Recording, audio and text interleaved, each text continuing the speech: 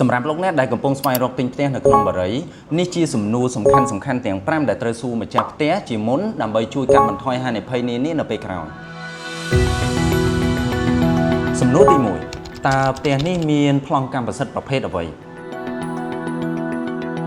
លោកអ្នកត្រូវដឹងថាផ្ទះនឹងជាប្លង់រឹងប្លង់ទន់ឬមានត្រឹមឯកសារទិញលក់ពីខាងបារីសូមស្នើឲ្យអ្នកលក់បញ្ជាក់ប្រភេទប្លង់ឬឯកសារបញ្ជាក់កម្មសិទ្ធិនិងពិនិត្យឯកសារពាក់ព័ន្ធឲ្យច្បាស់លាស់ក្នុងកិច្ចសន្យាទិញលក់ដើម្បីឲ្យលោកអ្នកយល់ដឹងកាន់តែច្បាស់ពីស្ថានភាពកម្មសិទ្ធិនិងធានាថាការទិញលក់នឹងត្រឹមត្រូវ 100%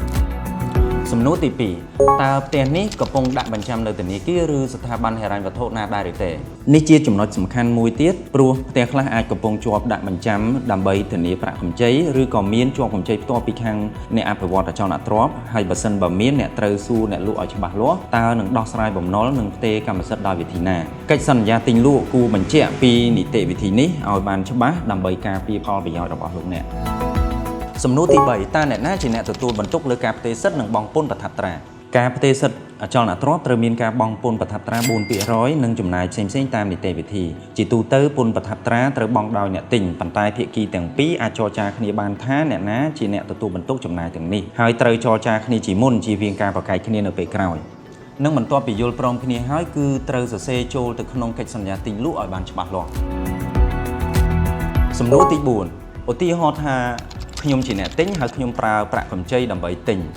តែបើសិនជាធនាគារមិនអនុម័តឲ្យប្រាក់កម្ចីតើខ្ញុំអាចទទួលបានប្រាក់កក់មកវិញដែរឬទេអ្នកទិញផ្ទះមួយចំនួនគឺពឹងផ្អែកលើប្រាក់កម្ចីពីធនាគារឬគ្រឹះស្ថានមីក្រូហិរញ្ញវត្ថុដូច្នេះមុនបកគលប្រាក់កក់គួរចរចាជាមួយអ្នកលក់ឲ្យបានច្បាស់លាស់ថាប្រសិនបើធនាគារមិនអនុម័តប្រាក់កម្ចីតើប្រាក់កក់នឹងត្រូវសងវិញឬដោះស្រាយតាមលក្ខខណ្ឌបែបណាសំណួរទី5ពេលទិញហើយថាតើខ្ញុំអាចកែប្រែផ្ទះនេះឬក៏ជួសជុលផ្ទះនេះបានដែរឬទេ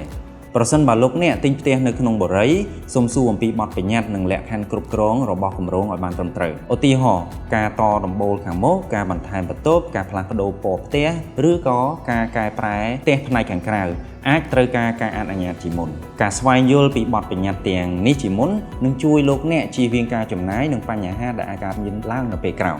សរុបមកការទិញផ្ទះគឺជាការសម្រេចចិត្តមួយដ៏សំខាន់